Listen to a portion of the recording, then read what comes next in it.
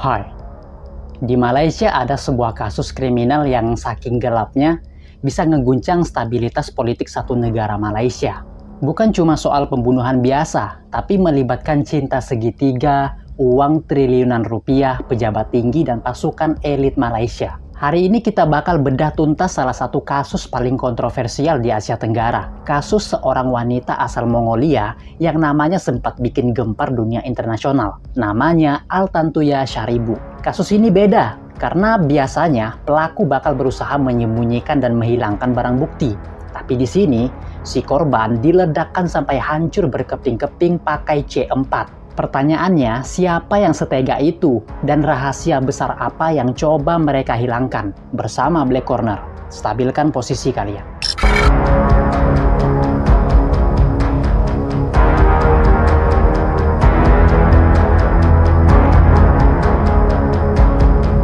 Oke, kita kenalan dulu sama sosoknya ya, Altantuya, atau sering dipanggil Ana. Dia lahir di Mongolia tahun 1978. Dia bukan orang sembarangan. Ana ini cerdas banget. Dia menguasai banyak bahasa, seperti Rusia, Mandarin, Inggris, bahkan Perancis. Karena kecantikan dan kemampuannya ini, dia berkarir sebagai model dan freelance translator. Dan dari sinilah, takdir mempertemukan dia dengan sosok pria yang bakal jadi awal dari mimpi buruknya, yaitu Abdul Razak Baginda. Sosok ini adalah analis pertahanan kelas atas di Malaysia dan orang kepercayaan ring 1 pemerintah saat itu. Mereka ketemu di Hong Kong sekitar tahun 2004. Nah, singkat cerita, mereka menjalin hubungan asmara.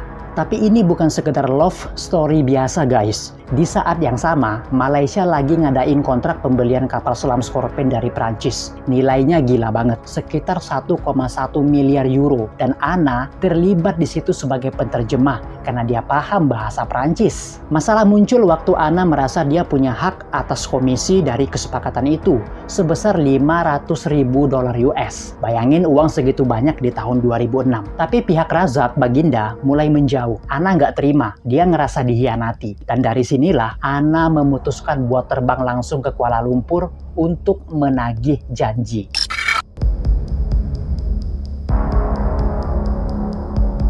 Oktober 2006, Ana kembali lagi ke Malaysia untuk menuntut haknya. Dia check-in di sebuah hotel di Kuala Lumpur bareng dua temannya. Tapi sambutan yang dia dapat bukan permintaan maaf, apalagi uang komisi. Dia malah dapat ancaman. Altantuya tahu dia dalam bahaya. Dia bahkan sempat nulis di suratnya, kalau terjadi apa-apa sama dia, orang yang harus disalahkan adalah Razak Baginda. Dan dia ngerasa dikepung. Razak Baginda saat itu merasa terganggu. Dia merasa diteror oleh kedatangan Altantuya yang bolak-balik muncul di depan kantor dan rumahnya. Nah, disinilah plotnya jadi makin gelap. Bukannya lapor polisi karena merasa diganggu, Abdul Razak Baginda malah menghubungi seseorang yang seseorang itu punya akses ke unit elit kepolisian Malaysia, namanya UTK atau Unit Tindak Khas. Dua orang polisi dari unit elit ini, Sirul Azhar Umar dan Azila Hadri, tiba-tiba muncul di panggung ini. Ingat ya, UTK itu bukan polisi biasa. Mereka ini pasukan khusus yang tugasnya melindungi orang-orang paling penting di negara. Pertanyaannya nih guys, kenapa pasukan elit turun tangan cuma buat ngurusin masalah pribadi seorang analis?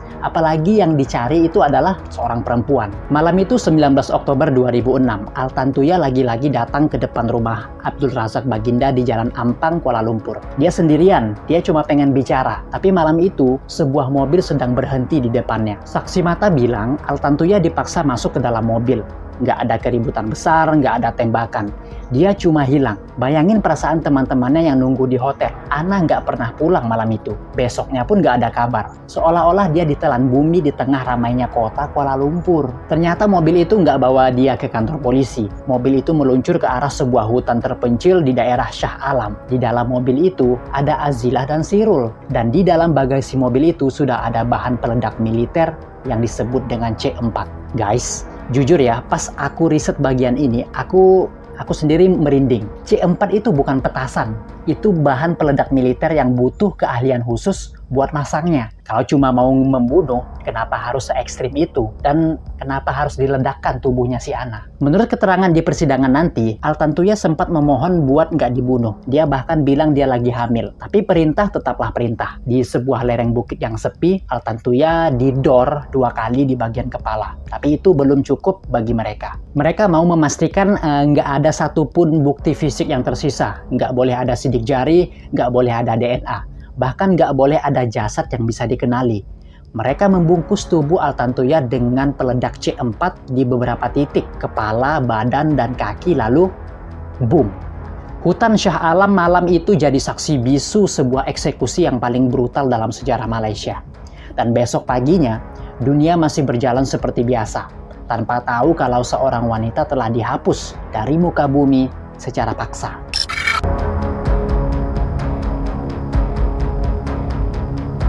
Oke, logikanya gini. Kalau Ana sudah diledakkan pakai C4 sampai hancur berkeping-keping, harusnya kasus ini selesai kan? Nah, nggak ada jasad, nggak ada bukti, nggak ada kasus. Istilah kerennya itu perfect crime lah gitu ya. Tapi para pelaku lupa satu hal. Altantuya nggak datang ke Malaysia sendirian. Dia datang bareng sepupunya dan seorang teman. Begitu Altantuya hilang di depan rumah Razak Baginda, temannya langsung lapor polisi, dan untungnya juga ada seorang sopir taksi yang melihat kejadian penculikan itu dan sempat mencatat nomor plat mobil yang dibawa Altantuya. Inilah awal mula benang merahnya terungkap. Polisi melacak nomor plat itu dan tebak siapa pemiliknya? Ternyata itu mobil dinas kepolisian. Dari situlah tertangkapnya 2 anggota UTK, Azilah Hadri dan Sirul Azhar Umar. Dan gak butuh waktu lama buat polisi untuk juga menyeret nama Abdul Razak Baginda ke dalam pusaran kasus ini. Nah, disinilah cerita ini berubah dari kasus pembunuhan jadi skandal nasional yang bau busuknya tercium sampai ke Perancis. Ingat soal kapal selam Scorpion yang saya sebut di awal kan? Nah, publik mulai bertanya-tanya nih, kenapa seorang penerjemah harus dieksekusi pakai C4? Banyak yang menduga Altantuya tahu terlalu banyak soal suap atau komisi di balik pembelian kapal selam itu. Kabarnya ada uang sebesar 114 juta euro yang mengalir ke perusahaan milik Razak Baginda sebagai biaya konsultasi. Altantuya diduga menuntut bagiannya sebesar 500 ribu dolar. Mungkin bagi para pemain besar ini, Ana bukan cuma sekedar mantan pacar yang sakit hati, tapi dia adalah saksi kunci yang bisa ngebongkar korupsi triliunan rupiah yang melibatkan petinggi negara. Menghilangkan Ana berarti mengubur rahasia kapal selam itu selamanya, atau setidaknya itu rencana mereka. Ada satu hal yang bikin publik Malaysia terheran-heran. Sirul dan Azilah, 2 polisi elit ini, nggak punya motif pribadi sama sekali buat ngebunuh Altantuya. Mereka bahkan nggak kenal siapa Altantuya itu sebelumnya. Dalam pembelaannya, Sirul sempat menangis. Dia bilang dia cuma pion dalam permainan yang lebih besar. Dia bilang, dan ini kutipan terkenalnya, "Saya adalah orang yang dikambing hitamkan untuk melindungi orang-orang yang tidak hadir di pengadilan ini." Pertanyaan yang sering bikin kita tambah bingung, kalau mereka cuma pelaksana, siapa yang kasih perintah? Di kepolisian militer, kamu nggak bakal pakai C4 tanpa surat perintah atau izin atasan. Bahan peledak C4 itu barang yang dicatat setiap gramnya. Siapa yang bisa kasih akses C4 itu ke mereka? Spekulasi mulai liar. Nama-nama besar di pemerintahan saat itu mulai terseret. Ada rumor yang bilang kalau Altantuya pernah makan malam bareng bukan cuma sama Razak Baginda, tapi juga sama orang yang jauh lebih berkuasa. Tapi anehnya, dalam persidangan, hakim seolah-olah menghalangi pengacara buat tanya lebih dalam soal siapa yang kasih perintah pembunuhan itu.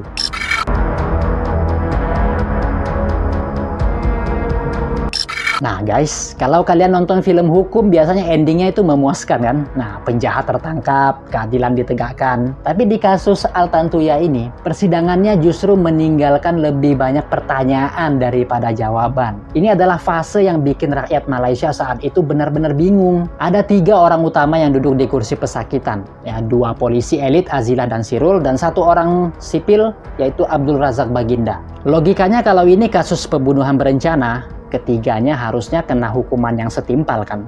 Bagi saya pribadi, dalam persidangan ini sebuah plot twist besar terjadi. Hakim memutuskan kalau Abdul Razak Baginda bebas murni. Jaksa dianggap nggak punya cukup bukti kuat ngebuktiin kalau dia yang nyuruh 2 polisi itu buat ngebunuh Ana. Publik langsung heboh. Karena secara akal sehat, Azilah dan Sirul Dua polisi yang nggak kenal Altantuya sama sekali, nggak mungkin tiba-tiba iseng nyulik dan meledakkan seorang wanita Mongolia kalau nggak ada yang minta kan? Begitu kan logika sederhananya. Nah, tapi secara hukum, orang yang dianggap punya motif paling kuat malah melenggang bebas. Nasib beda dialami sama Azila dan Sirul. Mereka berdua divonis hukuman mati, dan di titik ini, Sirul mulai ngerasa kalau dia benar-benar dibuang. Dia yang eksekusi, dia yang kena vonis. Tapi dalamnya masih jadi misteri. Nah, ada satu momen yang bikin orang makin curiga. Selama persidangan, setiap kali pengacara mau nanya soal hubungan Altantuya dengan orang-orang penting di pemerintahan, hakim selalu menolak pertanyaan itu. Seolah-olah ada sebuah tembok besar yang nggak boleh dilewati. Siapapun nggak boleh sebut nama-nama di luar berkas perkara. Di sisi lain, kita lihat ayahnya Altantuya, Dr. Steve Sharibu, dia bolak-balik Mongolia Malaysia cuma buat nyari keadilan buat anaknya. Dia bilang, saya bukan cuma kehilangan anak, tapi saya melihat keadilan di negara ini sedang mati. Bahkan ada sebuah cerita yang cukup mistis dan beredar luas di masyarakat Malaysia saat itu. Katanya Altantuya sempat meninggalkan surat atau sumpah sebelum dia meninggal. Rakyat mulai percaya kalau kasus ini bakal jadi kutukan bagi pemerintahan yang berkuasa saat itu. Dan tebak apa? Beberapa tahun kemudian, skandal ini benar-benar jadi salah satu pemicu runtuhnya rezim politik yang sudah berkuasa selama puluhan tahun di Malaysia. Tapi drama nggak berhenti di vonis mati. Pas proses banding lagi berjalan, ada celah hukum yang bikin Sirul bisa keluar dari tahanan sementara. Dan apa yang dia lakukan? Dia nggak nunggu vonis final, dia kabur ke Australia. Kenapa Australia? Karena negara tersebut punya hukum yang nggak bakal mengekstradisi atau mengembalikan tahanan ke negara asalnya kalau orang itu terancam hukuman mati. Jadi Sirul aman di sana, dan dari Australia dia mulai kirim pesan-pesan misterius. Dia bilang dia siap bongkar siapa yang sebenarnya nyuruh dia, asalkan dia dapat pengampunan penuh.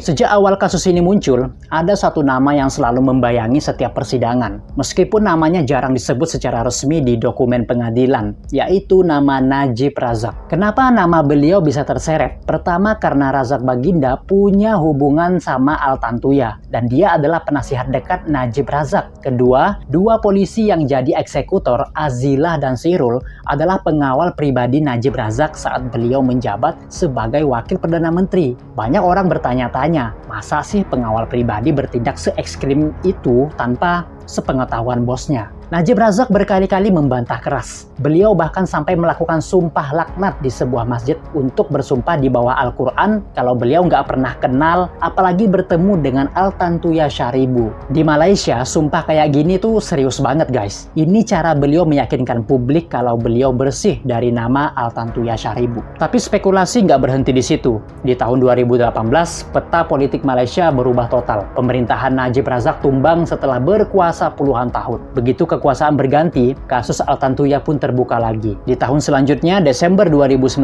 tiba-tiba ada berita yang bikin Malaysia gempar lagi. Azila Hadri, yang saat itu lagi nunggu hukuman mati, mengeluarkan sebuah pengakuan tertulis, dan isinya benar-benar bikin shock. Dalam dokumen itu, Azila mengklaim kalau perintah buat ngebunuh Altantuya datang langsung dari Najib Razak. Azila bilang, Najib ngasih instruksi buat menangkap dan menghancurkan mata-mata asing yang dianggap membahayakan keamanan nasional. Bahkan, Azilah mengklaim kalau Najib sendiri yang instruksikan buat pakai bahan peledak supaya nggak ada jejak. Setelah belasan tahun diam, eksekutor ini akhirnya bernyanyi. Tapi tentu saja pihak Najib Razak langsung membantah keras dan bilang kalau ini cuma konspirasi politik buat menjatuhkan reputasi beliau yang saat itu sedang tersudut karena kasus pencucian uang sebesar 146 miliar rupiah. Banyak yang nanya, kenapa Azilah baru ngomong sekarang? Kenapa nggak dari dulu pas di pengadilan? Ada yang bilang dia pengen dapat pengampunan supaya nggak dihukum gantung. Ada juga yang bilang dia baru berani ngomong setelah rezim lama jatuh karena dia ngerasa nggak dilindungi lagi. Sekarang kita ada di tahun 2026 ya. Banyak yang berubah, tapi rasa penasaran publik nggak pernah luntur. Sirul masih di Australia, Azilah masih dalam proses hukum. Dan keluarga Altantuya masih terus menuntut kompensasi dan kebenaran yang utuh. Dan kasus ini mengajarkan kita kalau sepintar-pintarnya orang menyembunyikan bangkai, baunya bakal tetap tercium. Dan sehebat-hebatnya orang menghancurkan bukti dengan bahan peledak militer C4, kebenaran itu nggak bisa diledakkan begitu saja.